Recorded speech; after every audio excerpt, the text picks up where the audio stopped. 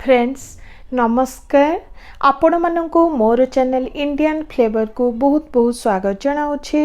Friends आज मुझे अति स्वादिया बिना पियाज रसुण रे प्रस्तुत घांट तरकारी जेकोसी पूजा पर्व रे बनाई पारिबे। पिलांको ठारू बड़ जाए समस्त को पसंद आसीबो। जदि भल लगे गोटे लाइक करदेवे। नुआ थांती तो आगु को नुआ नुआ वीडियो देखिबा पाई चैनल टी को सब्सक्राइब करने को भूलिबे नहीं। तो चलतु रेसिपी टी को स्टार्ट करिबा। फ्रेंड्स देखंतु घांट तरकारी पाई एही सब परिबा को नेइछि। भल भाबरे सफा कला परे एही परी छोटिया छोटिया खंडरे काटी नेइछि। एठी देखंतु दुईटी मीडियम साइज आलूर चोपा को रखी काटी नेइछि, पानी रे भिजाई रखिछि। ता सहित देखंतु दुईटी बैगण को काटी पानी रे भिजाई रखिछि। एठी देखंतु किछि बीन्स को नेइछि, कखारु को नेइछि, कखारुर एहीपरी चोपा को रखिछि। किछि फूल कोबी ता सहित गाजर को नेइछि। एठी देखंतु पोटल ता सहित सिंब को नेइछि। एठी आपण माने आपण मानक हिसाब रे जे कोनोसी पन्नीपरिबा को नेबे।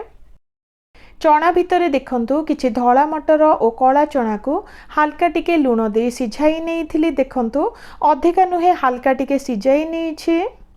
एबे चलंतु मसला टी प्रस्तुत करिबा। एठी मु 2 चामच हेब धनिया को नेउछि, ता सहित गोटे चामच हेब जीरा को दबा, अधे इंच हेब अदा को नबा, ता सहित 4टी कंचा लंका को नेइछि ताकू देई दबा। एठी देखंतु गोटे चामच हेब पोस्त को भिजाई रखिथिली ताकू देई दबा। एठी आपण माने नडिया को मध्य देई परिबे। फ्रेंड्स एबे दरकार हिसाब रे पानी देई चिकन करी बाटी नबा। देखंतु चिकन करी बाटी नेइछि। तरकारी पई मसला बटाटी रेडी हेई गला। एबे चलंतु नेक्स्ट प्रोसेस स्टार्ट करिबा। फ्रेंड्स एठी गोटे कड़ाई को नेइछि। प्रथमे सेथिरे 2 रु 3 चामच हेब तेल को गरम करी नेउछि। एठी आपण माने घियो को मध्य नेई परिबे। किछि समय परे देखंतु तेल गरम हेबा को स्टार्ट कलानी। एबे सेथिरे किछि सुखिला मसला 2टी तेजपत्र को देई हल्का टिके भाजी नेउछि। एबे सेथिरे आगरु जो मसला बटाटी रेडी करिथिले ताकू देई दबा। गोटे टमाटो को काटी देई दबा जहा द्वारा बहुत सुंदर टेस्ट आसीबो। दरकार हिसाब रे आधे चामच हेब हळदी गुंड, गोटे चामच हेब लंका गुंड को देउछि। फ्रेंड्स एबे भल भाबरे सब को मिसाई नेउछि।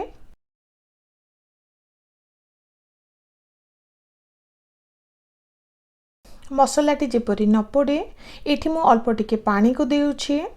पानी को देला परे पुणी थरे भल भाबरे मिसाई प्राय 1 रु 2 मिनिट पई कसी नबा जहा द्वारा मसला भल भाबरे कसी जिवो।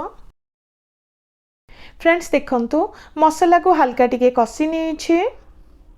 मसला हल्का टिके कसी गलानी। एबे सेथिरे परिबा खंड को देउछि। आज घरे जे सब परिबा थिला सेही सब परिबा को नेछि। आपण माने आपण मानक हिसाब रे जे कोनोसी परिबा को देई परिबे। एबे सेथिरे चना को देई दबा। फ्रेंड्स एबे भल भाबरे सब को मिसाई नेउछि। भल भाबरे मिसाई नेछि। एबे कवर करि नबा।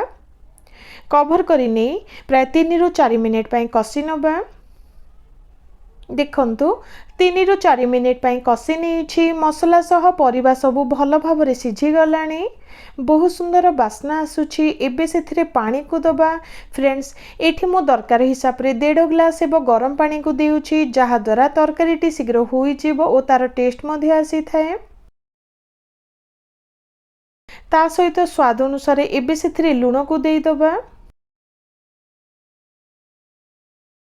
लूण को देबा परे भल भाबरे सब को मिसाई नेउछि। फ्रेंड्स भल भाबरे मिसाई नेछि। एबे कवर करी नै 5 रु 10 मिनिट पई मीडियम हीट रे रांधी नबा। प्राय 10 मिनिट पई रांधी नेछि। परिबा सब भल भाबरे सिझी गलानी। तरकारी हमर ऑलमोस्ट रेडी। फ्रेंड्स आउ टिके टेस्ट पाई एठी मो आधे चामच हेब गरम मसला को देउछि। ता सहित किछि धनिया पत्र को देई दबा।